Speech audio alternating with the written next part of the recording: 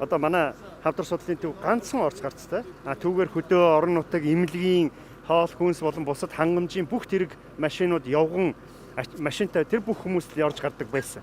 Тэрнээсээ болоод одоо манай тийм төгжрээ үүсдэг хүмүүс улам бухимддаг, хавдар руугаа орох гэж бухимддаг, гарах гэж бухимддаг ийм асуудал үүсдэг байсан.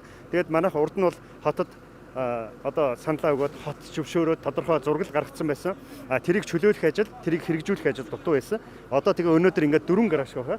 Тийм ээ? 4 гараж өнөөдөр 5 гараж чөлөөлөгдөд хамгийн том гарц хэсэг маань энд, орц гарц хэсэг маань энэ нэгж байгаад бид хүн баяртай байна. Удахгүй үүний дагуу хотын дарга маань юу гэсэн бэ гэхээр өшөө 4 орц гарц гарах юм. Тэгээ энийг бол манай хот ингээ биелүүлээд ажиллаж байгаад хэрэгжүүлж байгаад бид бүхэн баяртай байна. Дараагийн орц гарцуудыг бол зарим нь бол газрын эрхийг цуцлж хүчингү олгож яаж бас шийдэх асуудал байна. Зарим нь бол бас сөөх одоо оршин суугчтай тохиролцож чөлөөлөх ажлууд байна. Тэгэхээр энэ ажлуудыг бол цаашид бас үе шатаагаар бид нэр хийж ойрын хугацаанд хийж дуусгана гэсэн төлөвлөгөөтэй байгаа. Орцгортой холбоотой асуудлыг 2017 оноос хойш яригдж байгаа шүү дээ. Одоо хийгдэж байгаа шалтгаан нь юу вэ?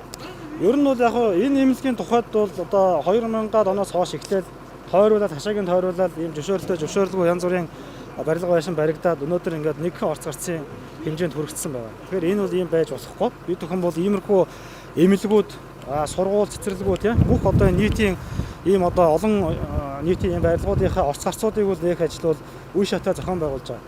Саяхан бас хотын даргын захирамжаар газрын зөрчил арилгах юм бас шийдвэр гарсан.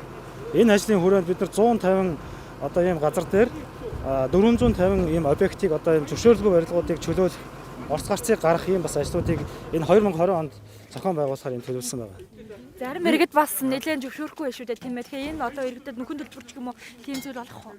За ер нь бол зөвшөөрлөлттэй газрууд дээр нөхөн төлбөрийн асуудал бол яригдана. Зөвшөөрлгүй эзэмшиж ашиглаж байгаа тохиолдолд нөхөн төлбөр олгогдохгүй. Энэ бол хууль хэрэгжүүлж байгаа албадан чөлөөлөх ажиллагааг бол хуулийн дагуу зохион байгуулж байгаа. Би нэг юм хэлчихв нэрээ. Тэр боломжтой бол тийм. Ер нь бол ингэж нийтийн эрх ашигын төлөө нэлийн хил ам бас болох асуудал бий.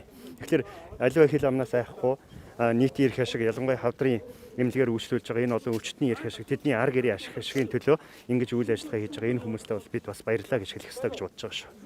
Баярлалаа.